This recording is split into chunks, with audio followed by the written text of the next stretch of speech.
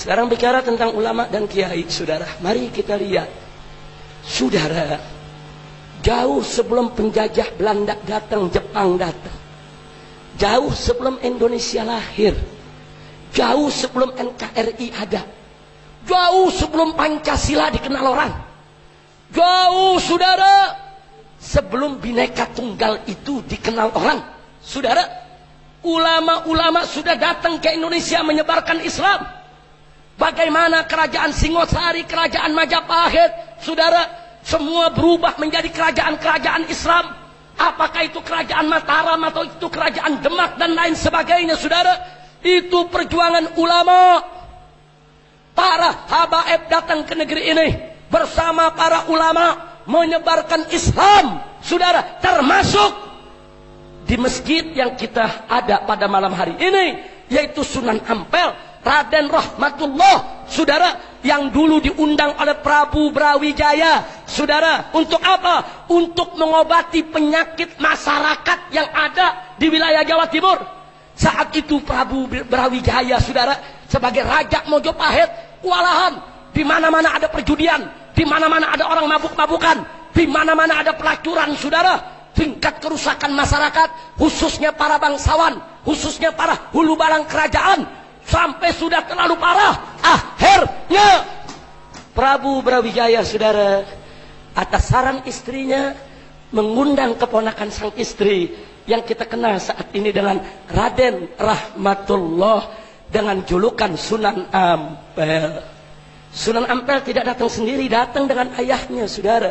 Ayahnya turun di Tuban, berdakwah di Gresik, saudara.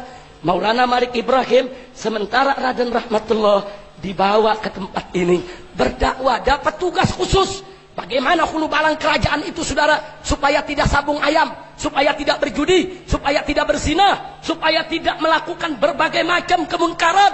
Dan Sunan Ampel berhasil, saudara, menyadarkan para tentara kerajaan, bahkan di antara mereka banyak yang masuk Islam.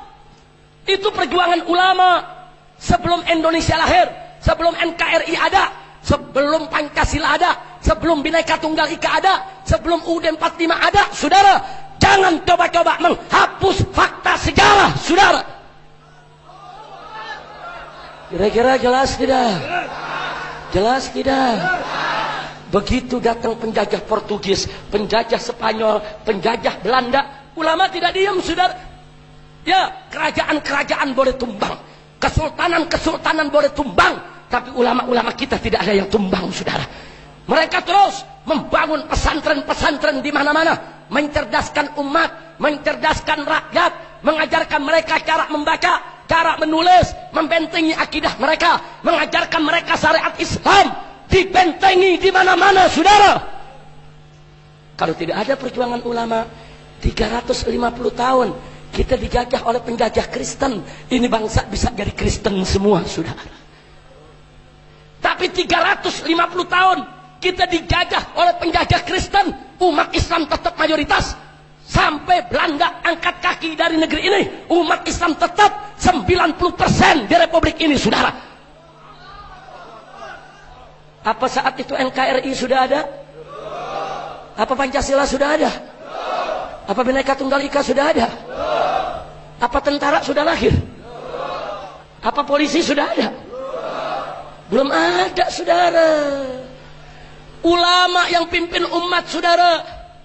Catat dalam sejarah, di zaman penjajahan Belanda dan Jepang, saudara, di setiap provinsi, di mana-mana, saudara, itu para kiai kita di siang hari membuka kitab, mengajar ilmu dan adab kepada masyarakat.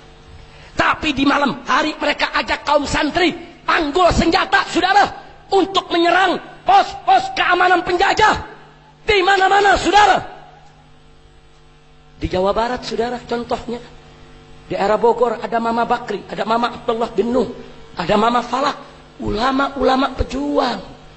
Di Tasik, saudara, satu pesantren dengan para kiainya dipimpin oleh almarhum Kiai Haji Zainal Mustafa melawan tentara Jepang, sampai mereka semua dibunuh, pondok pesantrennya dibakar, istrinya dan putri-putrinya disembelih, saudara.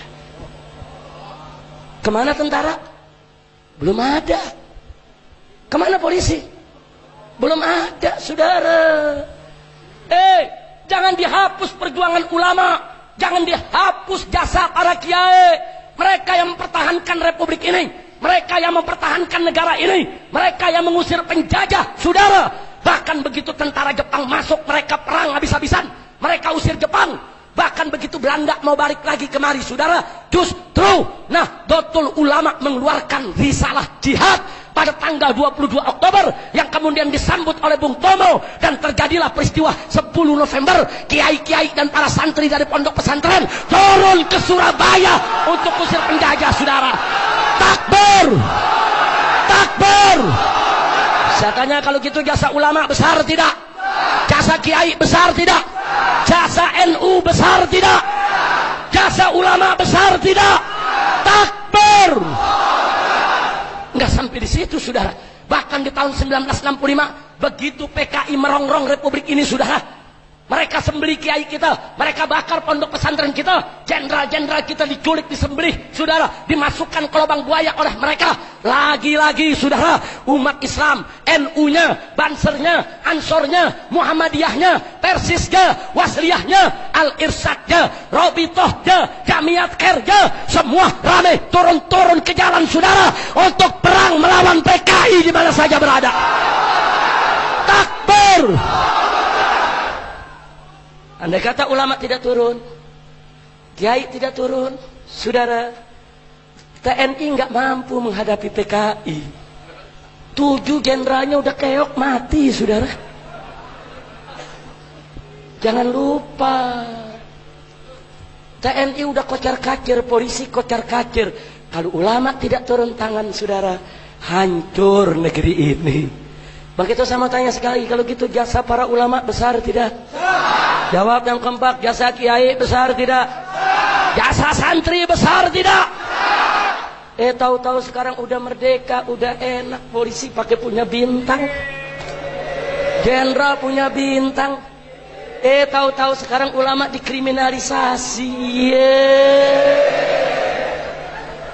Tahu-tahu ulama dimakarisasi. Tahu-tahu ulama disebut anti NKRI. Lu belajar NKRI dari mana, tong? Kalau nggak ada ulama, nggak mungkin dia kenal NKRI, betul? Betul? Saudara, tolong catat. Itu kata NKRI, itu perjuangan ulama.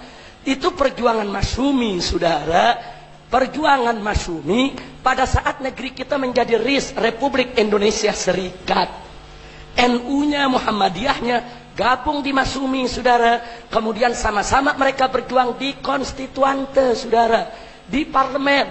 Akhirnya diajukan oleh Pak Nasir, saudara, yang ketika itu terkenal Bapak Muhammad Nasir, saudara. Beliau ajukan mosi integral, akhirnya diterima oleh seluruh anggota parlemen. Mulai saat itu Republik Indonesia Serikat bubar dan berganti menjadi Negara Kesatuan Republik Indonesia, NKRI. Berarti jasa siapa? Jasa siapa? Jasa siapa? Dulu kita nggak ada tentara, nggak ada polisi. Dulu adanya Laskar Hizbullah. Laskar, saudara, laskar Islam yang ada, saudara. NU punya laskarnya, ada Ansornya, ada Bansernya, saudara. Muhammadiyah juga punya laskarnya. Mereka bergabung menjadi Laskar Hizbullah. Kemudian laskar-laskar ini digabung menjadi TKR, saudara, Tentara Keamanan Rakyat. Kemudian berubah lagi menjadi TRI, Tentara Rakyat Indonesia. Dan sekarang berubah menjadi TNI, Tentara Nasional Indonesia. Siapa yang bangun? Yang bangun seorang ustadz dari Madrasah Ibtidaiyah di Yogyakarta, namanya Sudirman. Subhanallah, ternyata Jenderal Sudirman itu siapa? Ustadz. Ustadz ibtidaiyahnya aja bisa bikin tentara, apalagi kiai, ya saudara. Kira-kira jelas tidak? Jadi tentara polisi jangan kurang ajar sama kiai, kualat. Betul? Kira-kira jelas tidak? Tentara dan polisi harus bersama habaib, harus bersama ulama, harus bersama kiai. menjaga NKRI, menjaga Pancasila, menjaga UUD 45, menggandang kebangkitan PKI, dan hancurkan saudara siapa saja yang ingin menghancurkan Indonesia. Betul? Takbir. Maka itu saya tanya sekali lagi, kalau gitu jasa ulama besar tidak? Besar tidak? Besar tidak? Jadi kalau saat ini ulama dibilang anti NKRI, kurang ajar tidak? Ulama dibilang anti Pancasila, kurang ajar tidak? Ulama dibilang anti Bhinneka Tunggal Ika, kurang ajar tidak? Mana tuh orangnya? Kira-kira jelas gak? Ini kira-kira yang saya sampaikan malam ini jelas gak? Paham semua? Yang udah paham boleh pulang. Udah malam. Paham belum? Belum, gagal paham ente. Masya Allah, mudah-mudahan semua paham. Saya sengaja saudara, saya sampaikan ini. Saya nggak terima kalau ulama dimarginalkan. Saya tidak terima kalau kiai dimarginalkan, saudara. 10 tahun terakhir ini, saudara, sakit hati kita, saudara. Ulama dihina-hina, ulama dicela-cela oleh kaum liberal, oleh kaum sekuler. Ulama dibilang ketinggalan zaman, ulama dibilang saudara ortodok, ulama dibilang konservatif, selalu dihina, selalu dilecehkan, saudara. Bahkan, saudara, mereka sebarkan isu dan fitnah. Apa mereka bilang? Umat Islam sudah tidak tunduk kepada ulama. Ulama sekarang sudah tidak dihormati oleh umat Islam. Ulama sekarang sudah tidak punya pengaruh. Ulama sekarang ini, saudara, udah nggak dihargai oleh umat Islam. Dan berapa banyak umat Islam yang terpengaruh dengan fitnah semacam itu, saudara? Betul? Nggak sampai di situ, saudara. Bahkan mereka fitnah. Ulama sekarang udah nggak mungkin bisa satukan umat. Umat Islam nggak mungkin bisa bersatu. Terlalu banyak organisasinya, terlalu banyak partai politiknya, terlalu banyak ormasnya, terlalu banyak majelisnya. Mana mungkin mereka bisa bersatu? Dan mana mungkin ulama bisa menyatukan mereka? Dihina, dilecehkan, direndahkan, saudara. Dan ulama cuma dijadikan sekrup, saudara. Kalau ada ribut-ribut, ulama dipanggil, disuruh jadi belangwer, saudara. Suruh padamkan itu api kebakaran, saudara. Betul? Betul? Betul? Tapi alhamdulillah, dengan aksi 212 ada pertolongan Allah. Maka itu tadi, saudara, kalau kita bersatu, Allah tolong kita. Yang kita nggak bisa kerjain, Allah yang selesaikan, saudara. Mari kita lihat. Begitu di mana-mana sudah mengatakan nggak mungkin umat Islam bisa bersatu, nggak mungkin umat Islam ini, saudara, begitu banyak kelompoknya, mustahil bersatu. Dengan izin Allah, dengan kuasa Allah, saudara, Allah berikan minhatun ilahiyah melalui aksi 212. Hampir 8 juta umat Islam dari berbagai macam aliran, berbagai macam mazhab pemikiran, saudara, berbagai macam ormas, berbagai macam partai, mereka turun untuk tujuan yang sama ke Jakarta, saudara. Mereka di sana nggak bertanya, oh kamu FPI, kamu NU, kamu Muhammadiyah. Enggak, kamu Muslim, saya Muslim. Kita datang untuk sama-sama bela Islam. Takbir. Indah tidak? Sekarang saya tanya, ternyata umat Islam bisa bersatu tidak? Jawab yang kompak, ternyata bisa bersatu tidak? Bisa bersatu tidak? Anugerah siapa? Karunia siapa? Pertolongan siapa? Takbir. Siapa yang menyatukan hati kita? Siapa yang maha menyatukan? Siapa yang maha besar? Siapa yang maha agung? Takbir. Sallu ala Nabi.